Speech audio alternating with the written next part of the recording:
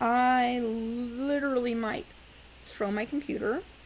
Every time I wiggle even a little, it thinks the keyboard is getting unplugged and it pauses. So, continuing where I left off.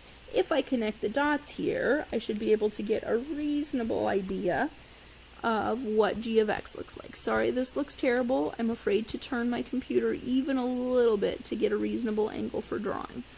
Okay, so kind of rough sketch of g, flattening out a lot on the ends, looks a little steeper in the middle. Okay, hideous but pretend. So, we created a function. It's a weird one because the way the inputting works is that when we plug in that x value, it goes in the upper limit. So basically, I would call this an area function. We have created a function that we input an x coordinate and it tells us how much area is trapped under y equals sine squared t from 0 to whatever value we plugged in. So this is accumulating different areas for us. I would like to go back just to try and make a connection here and say, okay, well then what does sine squared t actually look like? And clever me, I included this. So I am really hoping that you will pause for a second and look at these graphs and tell me what you notice. Tell yourself what you notice because I can't hear you, so don't tell me anything. So here are my graphs. Compare. What I'm hoping you notice is that these look very familiar. If we go all the way back to our preview example, we had a little f that looks a lot like y equals sine squared t.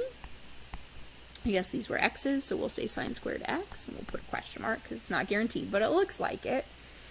And then this looks an awful lot like our g of x from the next problem. And what I want you to remember is that the relationship here is that this function right here, this f of x, is the antiderivative of what looks like our sine squared. So it really appears that g, so here, let me erase that now that I think about how much I want to write.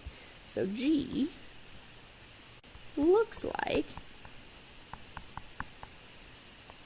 it is the antiderivative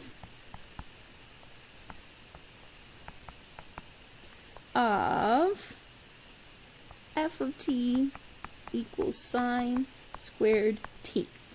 And this brings us to a claim that I want to make and plan to, in the next video, actually back up. So I'm going to claim that when you create an area function, let's see if we can put it right here. So claim the area function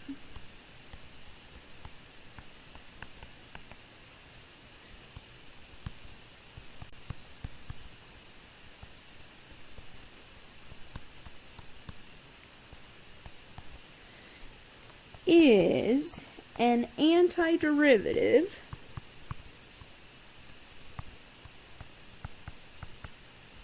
of f of x. So there is a weird variable thing happening, and that was the point of the rest of your preview activity, that it doesn't really matter if we're calling it f of t or f of x, it is still the same function. And the reason that we have a funny variable thing is we need the t variable to allow this to actually be a function. If we said we were going to integrate from 0 to x sine squared x dx, that is crazy weird. How can we have a function with a variable x that allows it to take on all different y values and then also have this upper limit be that same variable? We can't. My brain doesn't even know how to explain what that would mean because it doesn't mean anything. It's not good.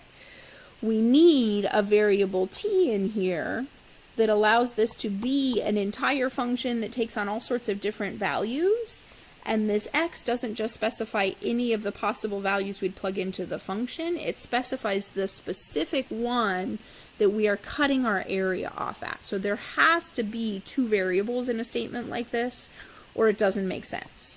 So down here, it's just a matter of recognizing that this t is just kind of a dummy variable to allow this to be a full function. The x is the actual thing we're inputting. So if g of x is going to be an antiderivative of something, we know it has to do with function f based on what we said before. That something better be a function of the same variable x. So a little bit of extra rambling. But looking at this g of x function, I hope you have an idea of what the area function means, and then I hope that you're at least a little convinced that it looks like the area function might be an antiderivative of whatever function you started with. We will work on actually proving that next.